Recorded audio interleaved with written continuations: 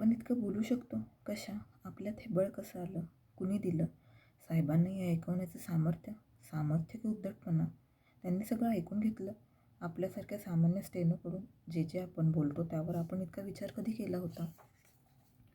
स्वतःला हे प्रश्न विचारता विचारता सायराला अचानक जाणवलं, हे धैर्य आपल्याला कालच्या पंकजच्या रिसेप्शननं दिलं. पंकजच्या वडिलांनी, नवीन भाईंनी सायराचं आपलेपणानं स्वागत केलं. पंकज आपल्या शब्दाबाहेर परंपरा तोडून बंड करू शकला नाही म्हणून सायराचं प्रेम ठोकरलं गेलं. आणि तरीही पोरगी पुष्पगुच्छ घेऊन येते म्हणजे काय? नवीन भाईंनी आपली माफी मागितली. पंकज तोंड चुकवीत होता आणि त्याच्या भावांच्या कपाळावर आठ्या होत्या. तर पंकजची आई काहीतरी बहाणा करून निघून गेली. आपण शांत होतो. स्वतःजवळ जे असतं तेच माणूस दुसऱ्याला देऊ शकतो, हेच खरं. या विविध प्रतिक्रियांपेक्षाही आपण निर्लेप मनानं गेलो आणि म्हणूनच परतीच्या वाटेवर पिसासारख्या तरंगत आलो. समर्पणात अफाट शक्ती असते आणि जातिवंत प्रेम, ज्वलंत प्रेम केलं असेल तर ते प्रियकराला मुक्त करतं. प्रियकर मुक्त झाला पण पंख आपल्याला फुटले. मातीला अश्रू दिले की फुलांचं वेडं पीक येतं. हे बळ नुसतंच केवळ रिसेप्शनला जाऊन आलो ह्यातून मिळालं का? नक्कीच नाही. तिथून परत आल्यावर मंडलिकांनी वृत्तांत विचारला. तो ऐकून त्यांनी विचारलं, आता तुझी प्रतिक्रिया सांग. मला मोकळं वाटतंय. नको वाटणाऱ्या परिस्थितीत आपणहून सामील व्हायला वेगळं धैर्य लागतं. अर्थात तुम्ही प्रवृत्त केलंत म्हणून मी गेले. मंडलिक काही वेळ गप्प बसले. सर काय झालं? मी जबरदस्ती केली का? मुळीच नाही. तुमच्या सांगण्यामागे काहीतरी निश्चित भूमिका आहे असं वाटलं तेव्हाच मी गेले. माझी निश्चित भूमिका आहेच. तुझं व्यक्तिमत्व निर्भीड असावं, रोखठोक पण सरळ, बाणेदार, तरीही नम्र आणि त्याहीपेक्षा पारदर्शक. अर्थात विलक्षण धैर्य असल्याशिवाय हे रूपांतरण संभवत नाही. सर, ह्यात धैर्याचा प्रश्न येतो कुठे?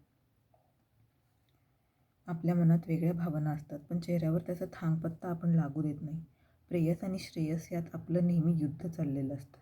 प्रेयसकडं आपला कल असतो, श्रेयसला तरीही प्राधान्य द्यावं लागतं आणि स्वतःच्या प्रगतीसाठी तेच आवश्यक आहे. माझी भूमिका आणखीन थोडी वरची आहे. मला जरा सोपं करून सांगा. मंडलिक म्हणाले, मनात काटे सलत असताना तू चेहऱ्यावर वरवरची प्रसन्नता आणून रिसेप्शनला गेली होतीस ना? आपण मानेनं हो म्हणलो. आता ह्यावरची पायरी म्हणजे अभिनयाचा त्याग करायचा. मनातल्या भावनांवर सामाजिक आचरण लादायचं नाही. मनातल्या भावासहित प्रकटपणे वागायचं. हे कसं शक्य आहे? हे अवघडच आहे. मनात जे आहे तेच चेहऱ्यावर वागवायचं ठरवलं तर त्यासाठी मन घासून पुसून किती लख्ख ठेवावं लागेल याचा विचार कर. वापरलेलं भांडं त्याच क्षणी धुतलं तर पाणी कमी लागतं. याचा अर्थ सातत्यानं समाजाचाच विचार करायचा का? तेच नेमकं करायचं नाही. महावीर, कबीर, येशू, बुद्ध, तुकाराम, रामदास आणि अशा स्थानांपर्यंत पोहोचलेल्या सगळ्या मोठ्या माणसांचं वागणं लोकवत नव्हतं. स्वतःला जे पटलं तेच त्यांनी मांडलं. म्हणूनच समाजानं त्यांचा छळ केला ना. ते एकटे पडले. तुझ्या या विधानात पुन्हा समाजाचाच विचार आहे. ही थोर मंडळी एकटी पडली असतील पण ती निर्भय झाली होती, हेही ध्यानात घ्यायला हवं. पण तरीही मनाला पटेल असं वागायचं याचा अर्थ सगळ्यांशी वैर असा थोडाच आहे. उलट सगळ्यांवर प्रेम करण्याची ही साधनं आहे. मन शुद्ध करण्याचा अभ्यास आहे. तुकोबा वेगळं काय सांगतात? मन करारे प्रसन्न सर्व सिद्धीचे कारण. आपण भारावून विचारलं. आणि हे असे विचार समाजानं पाण्यात बुडवले ना. ज्ञानी माणूस हयात असतो तोपर्यंत तो धोकादायकच असतो. तो ढोंगांवर प्रहार करत राहतो. तो गेल्यावर त्याच्यापासून कसलाच वैचारिक उपद्रव नाही. मग त्याच्या आरत्या गायच्या, अभंग म्हणायचे, शेवटी पुतळे उभे करायचे. ज्ञानी माणसांना त्यांच्या हयातीत आणि मेल्यावरही कावळ्यांच्या सहवासात राहावं लागतं. माझ्या लक्षात आलं नाही. जिवंतपणी चोचा मारणारी माणसं आणि पुतळ्यांच्या नशिबी. आपण मनापासून हसलो आणि हसता हसता आपले डोळे भरून आले. काय झालं? तुमच्यासारखा विचारवंत, त्याहीपेक्षा सर गंगेच्या प्रवाहाला सोडून सगळे दूर का गेले? कुटुंब, परिवार, नातेवाईक यांचे संकेत मी झुगारून दिले म्हणून मला त्यांच्यासारखे खोटं कृत्रिम वागता आलं नाही. अगदी क्षुल्लक कारणासाठी, वेळ निभावून नेण्यासाठी माणसं इतकं खोटं बोलतात की तो त्यांचा स्वभावधर्म बनतो. अशी माणसं सतत मग तणावाखाली वावरतात. मी मुक्त आहे. माझी भूमिका ज्यांना पटते अशी मोजकीच माणसं मला भेटत राहतात आणि त्या भेटीगाठी गप्पा चिरंतन राहतात. सायरा बेटा, महावीर नग्न उभा राहिला याचा अर्थ निर्वस्त्र असा घेण्याचं कारण नाही. तो स्वच्छ मनासकट प्रकट झाला.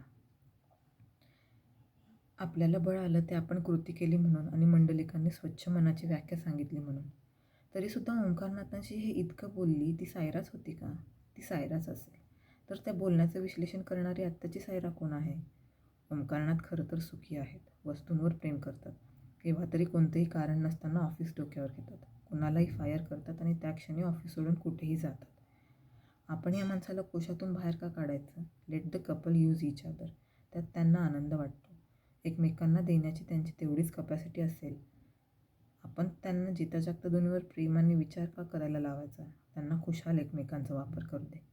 मला काय अधिकार? ओंकारनाथ बॉस, आपण स्टेनो. That's all.